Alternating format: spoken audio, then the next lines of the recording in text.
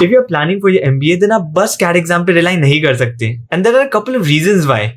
First, whenever you're preparing for such competitive examination where you prepare for one full year and your destiny is decided by one particular day, you have to keep your options open. Not to scare you, but things can go wrong on the day of the exam. Second, CAT is a very unpredictable examination.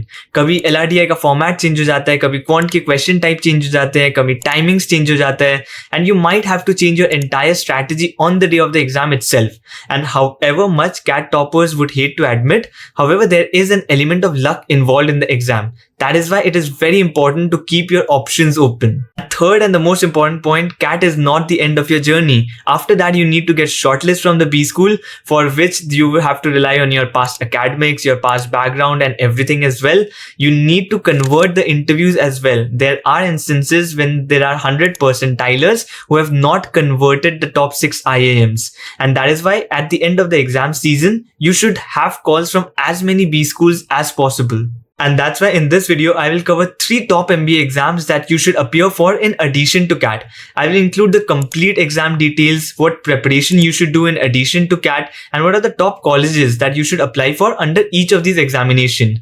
Remember, this is not the complete list. There are some other good MBA exams as well, like TestNet. There are some state-specific examination, which I will cover in part 2 of this video. However, in this video, I will only cover 3 other MBA exams, which are very, very important according to me.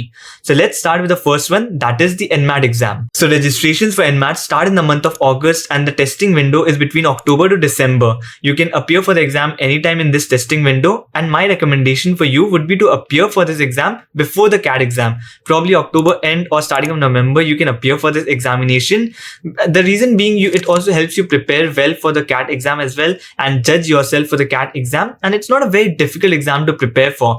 In addition to your CAT prep, you can easily prepare in 1 month. There are just few additional topics that you need to prepare and you're good with it. However, again, as I'm saying, it all depends on your preparation level as well and your confidence as well.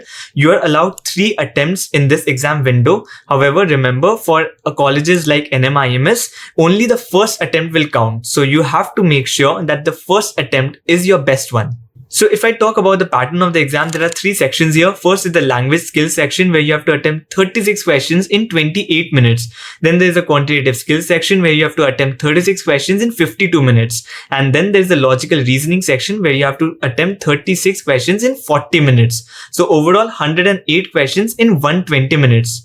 For an exam like CAT, remember, you have to appear for like 66 questions in 120 minutes. Here it is 108 in 120 minutes. So definitely you have to be very, very fast in this examination. However, the questions are relatively easier if I compare it with CAT. So it's definitely possible to complete each of the questions in under 2 minutes. So yes, 108 questions in 120 minutes is feasible only.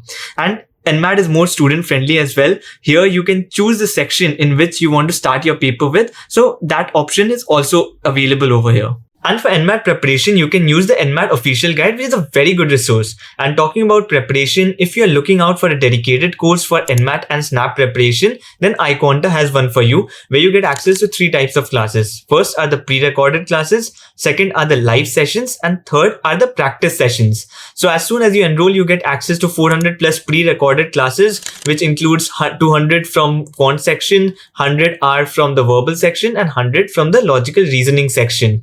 And as soon as you enroll, you also get access to 4,000 plus practice questions in the form of a quiz. And from mid-August, iQuanta will start the live classes, conducting over 4 to 5 live classes every week. A total of 60 plus live classes will be covered. And apart from that, you also get access to 24/7 doubt solving, one-on-one mentorship for anything related to college or exam strategy. And also you get access to mock test sessions, 10 for SNAP and 10 for NMAT, which are very, very important. So if you're interested to enroll in iQuanta's NMAT and SNAP course, you can check out the link in my description, and do not forget to use the coupon code during checkout that is available on the website, because you can get a good discount if you are applying this week. And for NMAT, there are some additional topics that you have to prepare along with your CAT prep, and that includes your blood relation problems, the coding decoding puzzle problems, symbol based problems, sentence correction, analogies. These are some additional topics that you have to prepare if you are already doing your CAT prep. And if I were to talk about some of the top colleges colleges under NMAT, then that includes NMIMS Mumbai, there is IBS Hyderabad, there is SDA Bocconi, there is TAPMI, there is KG Somaiya, and in ISB as well, the Advanced Management Program in Business Analytics, that also accepts NMAT score. And there are a lot of people here who say that is it worth to join these colleges if you're not making it to the top tier IIMs or the tier 1 colleges? Is it even worth to go in any of these colleges? And let me tell you, even if I'm from IIM Ahmedabad, I will still recommend you to join these colleges because of a simple fact that there are 2 lakh people appearing for these MBA examinations. And out of that, there are just 5,000 or maybe 10,000 seats for the top tier 1 colleges. And बाकी के बच्चे कहाँ जाएंगे? And also the important fact is you have to see while deciding this, you have to see your background. Do not blindly trust someone, but see what are the alternatives that you have. Suppose that you are an undergraduate student who is still unemployed and is finding it difficult to find a job. MBA is definitely a good option for you, whether it is from tier 2 as well. It is a good option. If suppose your salary is there in 2 lakh, 3 lakh, and there are a number of undergraduates here who have their salary in that range. And if your salary is in that range, then doing an MBA, which will increase your salary to probably even 8 lakh or 9 lakh, then also it's a good option, because even after paying the EMI for that, you stand at a much higher base. Even your increment will be done at a higher base. So it is definitely worth it. It depends on where you currently stand, what are the alternatives that you have. So you should not be discarding any of the tier 2 colleges. You should give it a strong thought before deciding anything. The second exam that you should be appearing for is the SNAP exam. The registration starts in the month of August and the exam will be conducted in December on 3 particular days. And for this exam, there will be 60 questions that you have to do in 60 minutes. Remember, again, it's a very easy exam, just like NMAT. So it's possible to do 60 questions in 60 minutes, but you have to be very, very fast in each and every question. So it's just like 1 minute every question. So definitely it has to be very, very fast. Before COVID, it used to be much longer, 2 hours. There used to be a GK section as well, but now it has been removed and the timing has been cut short to 60 minutes and the number of questions have been reduced to 60 questions. There are 3 sections in SNAP. First is the general English section. The next one is a quantitative skills or data interpretation section. And the third one is the logical reasoning or analytical ability section. And here as well in SNAP, you have to appear for some additional topics like the ones I mentioned during the NMAT exam. Coding, decoding puzzles is applicable here as well. Symbol-based problem is applicable here as well. Then there are syllogisms as well that you have to do, analogies, sentence correction that you have to cover for SNAP exam specifically, that is not included there in the CAT exam preparation. And there are 15 symbiosis colleges under the SNAP exam. SIBM Pune, which is the best one. SCMHRD Pune, which is also good. Then there is SIIB Pune. Then there is SIOM Nashik. There is SIBM Bangalore as well. So these are some good colleges under the SNAP exam. And the SNAP weightage for these institutes is 50%, which means if you do well in SNAP, you have a very good chance of making it to these institutes. So do apply for this as well. And third exam is the XAT exam, which is a very, very important examination. The registrations have started. The registration deadline is 30th November. So make sure you do apply before the CAT exam itself. And the exam is going to be held on the 7th of January. One college under this particular exam is XLRI Jamshedpur, which itself makes the exam worth taking. It's an amazing college that you should definitely try for.